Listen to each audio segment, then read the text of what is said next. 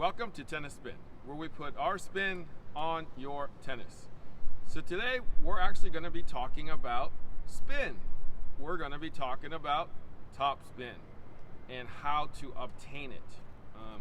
Coach Andrew here has got a couple drills for us today, and Coach Chris here is going to help out and demonstrate or feed some of those to Coach Andrew. So, Coach, what are we going to be doing today? Today we're going to be doing something called pat the dog. So what we're going to work on is learning how to, the biggest thing of taking a top spin is learning how to go from the down, from dropping your racket down and brushing up to the ball, right? To create that spin, that toss spin that we see on the Pro Tour and most collegiate players who's playing up there, right? So the biggest thing is what Chris is going to do, Coach Chris, he's going to actually start drop feeding the ball, so you won't toss it to him, he will actually drop feed. And my goal is to make sure I start my racket on the floor, so basically kind of starting from where the dog's sitting. All I'm going to do is drop and pat that dog all the way through, from its back all the way up through the head. One more time. Again. Just like that. So therefore, you're working on trying to hit up to the ball and finishing all the way through. Make sure you finish all the way through. If you don't, it's going to feel really awkward. So instead of that, just make sure you're trying to get first starting low, patting the dog, brushing up, and finishing all the way through. Okay, hold on. Okay.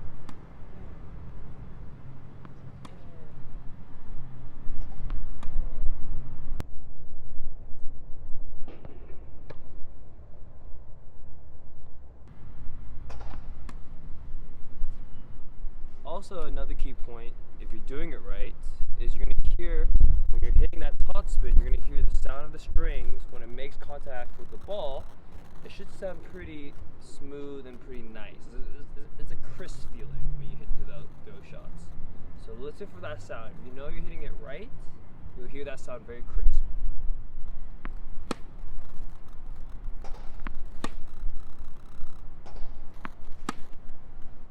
And a few key points too as well. Some of the reasons why we're doing it this close to the net is so that when you're swinging through, you don't want to swing too fast or too slow, kind of in between, and you want to stay relaxed through the whole forehand shot. So that's something that you can look into. So adding on to that, just like he said, staying relaxed, and also you don't have to go too fast, right? You don't have to worry. You just worry about learning how to hit the contact. Also, one other thing I would also personally say is to try to have a wider base when you hit this form, like when you hit top spin, right? The lower you are, the more solid base you will have, right? If you're going to go up, it's really hard to just create spin from your hand. So you just start down lower, it'd be a lot easier to generate a little more power and a little more spin actually if you stay down a little bit lower. This next drill that we're gonna do is we're gonna sit down. So basically we're gonna emphasize if you're staying down low in a low position, low balance stance, and this ball should now force you to brush up to the ball and create that spin. So you want to make sure you're clearing the net by at least maybe a racket or two high up, and working really on patting the dog and brushing up and finishing all the way through. You're going to hear the sound of how you're hitting this ball through the spin, and you're going to hear it. Hopefully you hear it. Here we go, ready?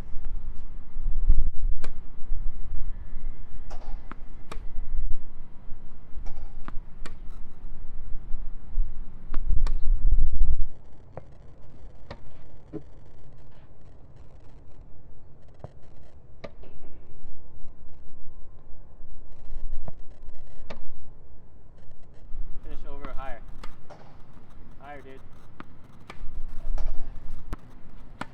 No, you can hear the spin. Yeah, that's the one. That's the sound that you need. Yes.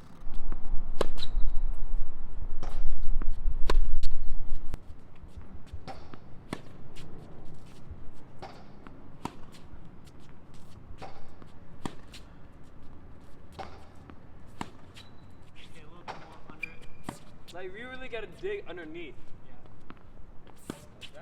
Okay, now get under it and go up more. Yes. Oh, there it is. There's one clean one. Oh, whoa.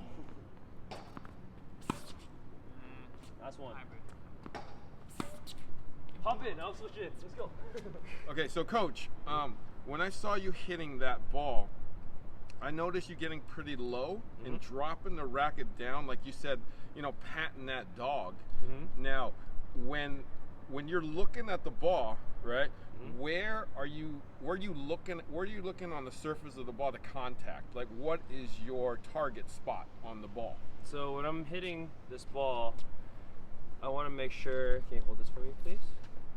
You can put it a little lower for me. So if I was naturally hitting in my strike zone, as you can tell, I'm dipping my racket pretty low. But when I'm brushing, I'm actually brushing it. Basically, I'm trying to get it in front of me, and when it takes off, it comes up all the way through. So I want to get to a point where I'm getting enough momentum to bounce right here. So I would say around right this area, and really accelerate and finish all the way through. Okay, so let's say the ball is a clock, Yes. right? Are we looking at 6 o'clock, 5 o'clock? What are we looking at on the thing here? Let's say 12 o'clock, 6 o'clock, 5 o'clock's over here, 7 o'clock's over here. I mean, I'm looking around 5 to 6 o'clock.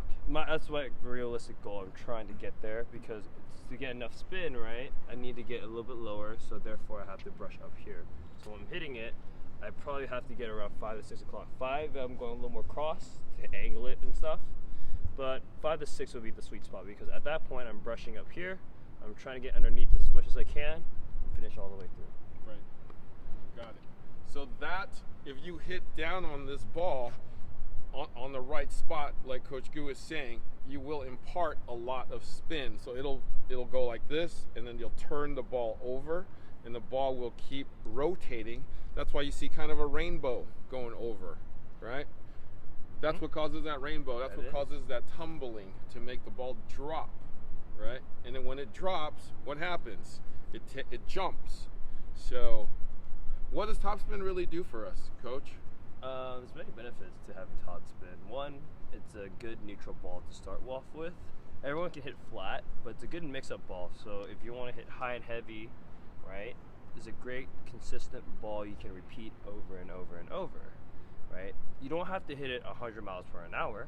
You can hit it maybe at 75% of your pace, and then you'll still be a pretty effective ball when you're playing from the baseline.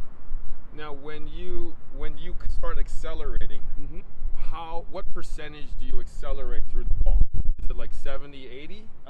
In the beginning, I would say about first, if it was like beginning of the first set, the first game, for example, I'll try to be at 70 to 75% because, you know, you're trying to feel the ball and see where your groove is at. Until you feel more confident, I go about I push it maximum about 85 or 80. Right. Because if you go 100, that ball will have too much spin or dip shorter. So you want to find that right balance where you know you're having the fastest racket head speed is you can control. Right. And you still want to have some penetration when you go through with spin. Right. So that you get that extra kick when it bounces and it just kicks off. Right. For those of you who hit 90 to 100% top and come over it literally like this, right? Your ball usually falls short, like barely over the net, and then you get a good amount of kick, but your ball doesn't penetrate as much. So what you're trying to do is find a good median in between that and hitting through the ball a little more. Is that correct? That is correct.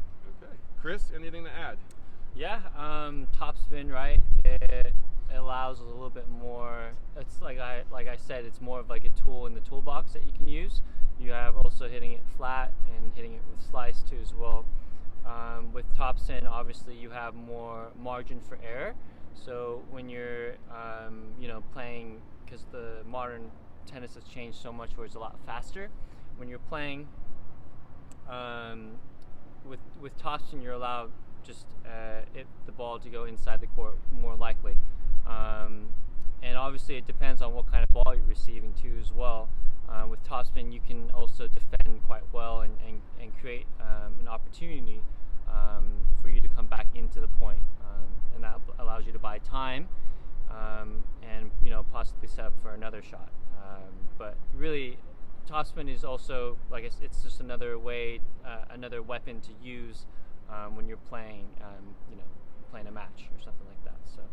Right. So it's a good rally ball to get you kind of grooved in, get you kind of settled on the other person's kind of pace and what they have. It might expose a bad backhand, let's say. If you go high and heavy, like Coach Gu always says, high and heavy to that backhand, and if they're always going to slice it, you're going to find more opportunities there to put the next shot away. Is that right? So use it sparingly, use it as you need it, use it for offense, use it for defense. Topspin is a great shot to have in your arsenal. All right? So I want to thank Coach Andrew. Where can we find you, Coach? You can find me at agu.tennis, and I'll also be posting a lot of these drill contents there. All right. And then I want to also thank Coach Chris here. Coach, where can we find you? At Christopher Chien, Chien. All right. So thank you for watching Tennis Spin, where we put our spin on your top spin.